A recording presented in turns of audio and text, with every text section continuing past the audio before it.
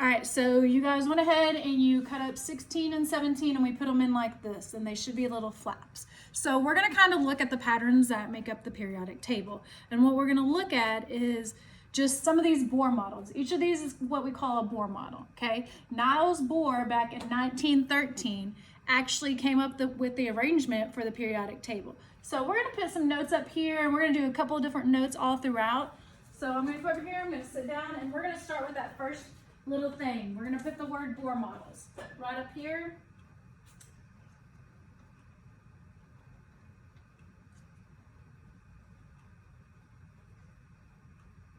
Okay, and then we're gonna talk about Niels Bohr. Niels Bohr came up with, in 1913, came up with the arrangement, and he looked at the Bohr models and decided, well, I can classify all these elements on my periodic table based on similar characteristics. And when he did that, he was able to take all those elements and make it easier for us to understand. So we're going to kind of look at some of the patterns of this, right? And the little note that I kind of want to put at the bottom is we've got our elements that are going to be arranged on here in different orders. So right down here, we're just going to write a quick little note that said elements are arranged by. And these were some of the things that Niels Bohr realized, and he started to arrange these elements.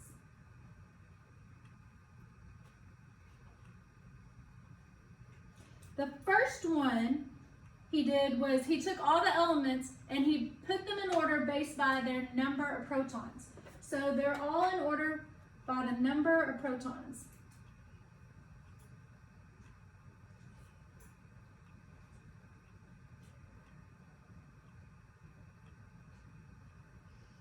And we refer to that also as their atomic number. Okay, that's the way we identify them all. So it's their atomic number, but it's by their number of protons. So if you look at each one of these on here, it says 1, 2, and then he started again, 3, 4, 5. So he went from left to right whenever we do the arrangement based on their number of protons, all right? The second thing he started to realize was that there were lots of different patterns on these. When he put all the elements out like this and just spread them out, he realized, okay, when I'm looking at them, not only did I put them in number order this way, but then I started to see that this one had 1 electron cloud around it, and then P2 had 1 electron cloud around it. And then he noticed on P3, there was 2 electron clouds, and kept going. And noticed all the way down to P10, there's 2 electron clouds. And then when he got to P11, which is sodium, he said 1, 2, 3, there's 3. So he started to realize that the electron clouds were another pattern. So then they were in order by the number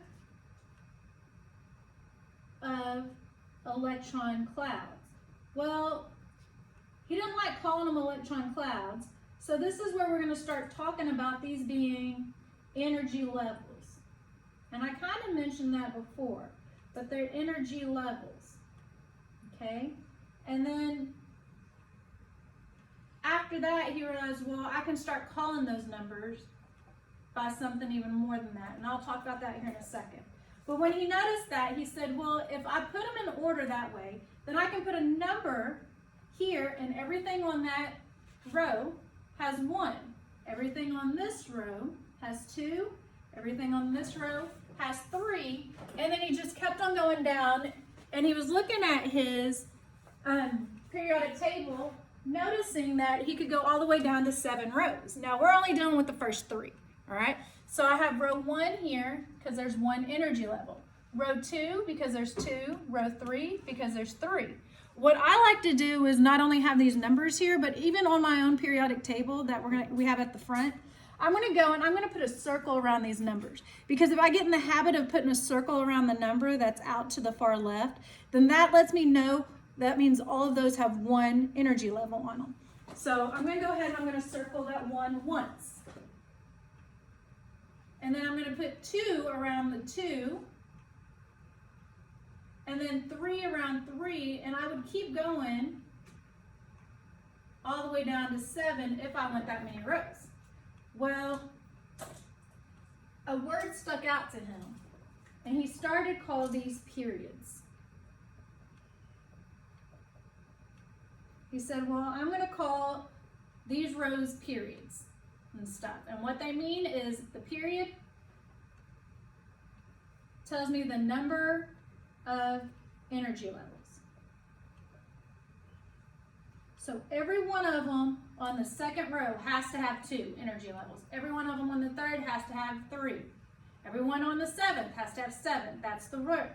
That's the rule. And they go side to side. So they're going to go this way whenever I'm doing them, side to side. Okay? So I can come back over here and I can kind of look down here where we wrote this, where it says energy levels, and I'm going to say period.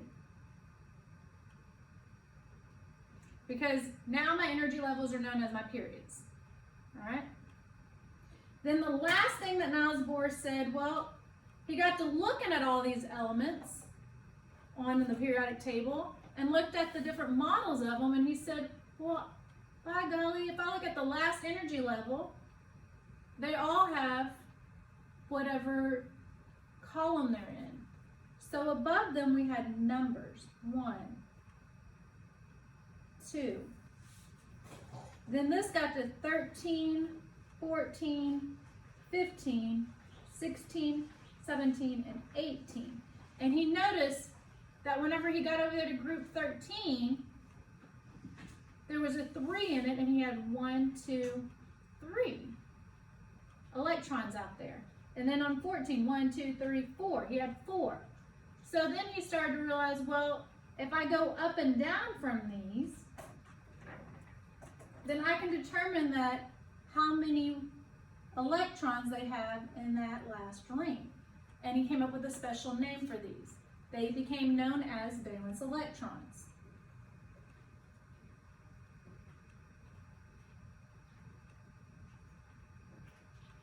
Now these valence electrons, they're in the outermost energy level.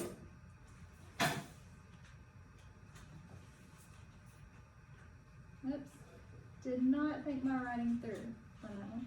Outermost energy level, or period, but let's go with energy level. They're in the outermost energy level. What that means is that last level, however many there are, is how many valence electrons. So group 1 had 1. Group 2 has 2 valence electrons. Group 13, when I subtract 10 from it, I get 3 valence electrons. 14, subtract 10, you get 4 valence electrons. 15, subtract 10, you get 5, and so on. We just keep going.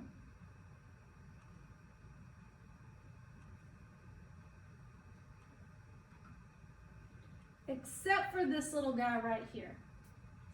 Helium does not follow the rule of subtract 10. And the reason is because helium follows the rules that go into play for this last energy, or this last group here, group 18. And I'll talk a little bit about that later. But this one, just know that he belongs here, but he has 2 because, well, that's as many as he has. All right? So I'm going to go down here and I'm going to say, well, Niels Bohr realized the third thing he arranged it by was the number of valence electrons.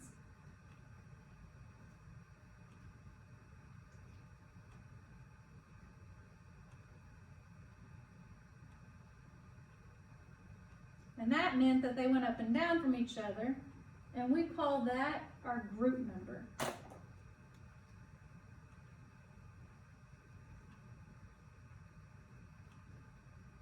That becomes our group number.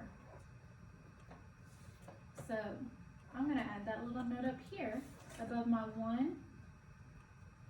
I'm going to say this is a group, and they go up and down. Okay, so everything in that group goes up and down. Well, then what he realized was if they're in the same group, then they have similar properties.